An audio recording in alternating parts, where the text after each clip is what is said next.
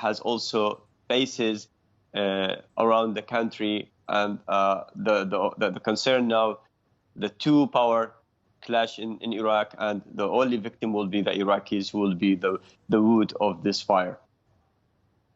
Well, that's the latest out of Baghdad there from Amar Karim. And let's get more analysis on this from the Iranian analyst, and also he's a member of the British Iranian Business Association, Babak Emamian. Thank you, Babak, for joining us. So Iran's most powerful commander is killed, ordered by President Donald Trump. What was your first reaction when you heard the news?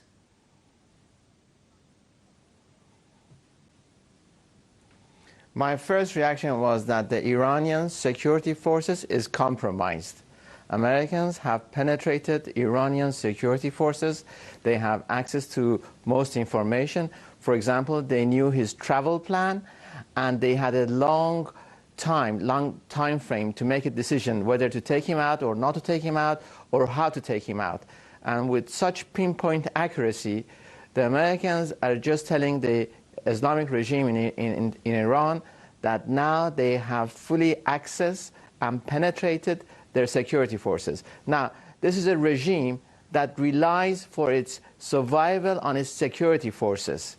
So when its security forces is not operating and it cannot trust its security forces, the regime could collapse.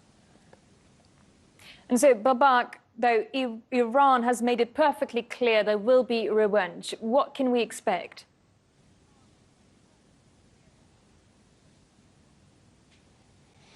Well, there are three obvious targets. One would be the Strait of Hormuz, but I don't think they will do that, because that only would hurt China and Southeast Asia countries, and these are allies to Iran, so Iran wouldn't do that.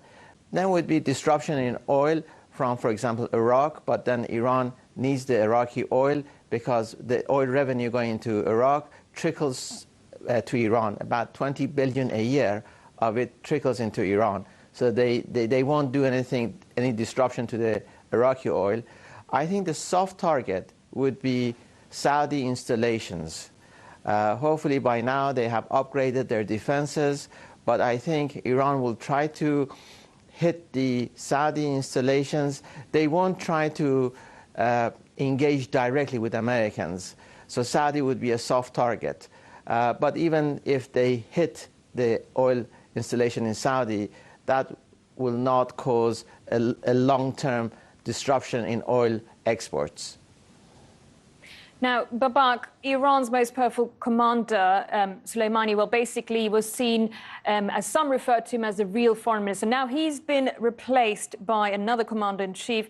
First, let me share a few facts about him and then get back to you on that. So, the leader of the Islamic Republic of Iran, Ayatollah Ali Khamenei, has appointed Ismail Hani as the new commander of the Iranian Revolutionary Guards elite Al-Quds force. Well, here's what we know about him so far. Khani was a close aide to Soleimani and served as the deputy commander of the Quds force. He's a former intelligence official with the Islamic Revolution Guard Corps who also fought in the Iran-Iraq War in the 1980s. Khani is also believed to have played a prominent role in the wars in Syria and Yemen, and he served as liaison with the authorities in Iran and the forces fighting on the ground. So that's so far what we know about the chief who's replacing Soleimani. So, Babak, what do you think about this replacement?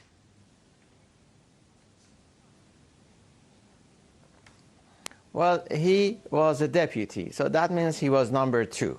And number twos are very different to number ones. Number ones are the leaders, and number two are usually the clerks.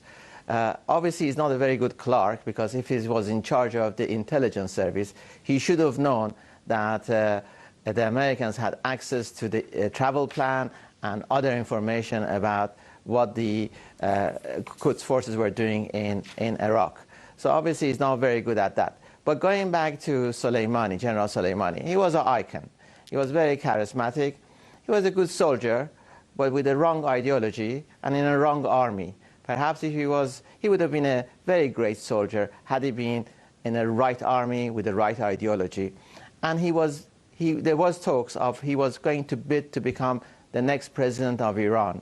But now that's gone. He's gone, and it's all over.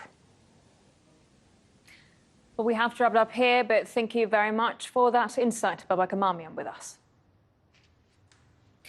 US Secretary of State Mike Pompeo has called Soleimani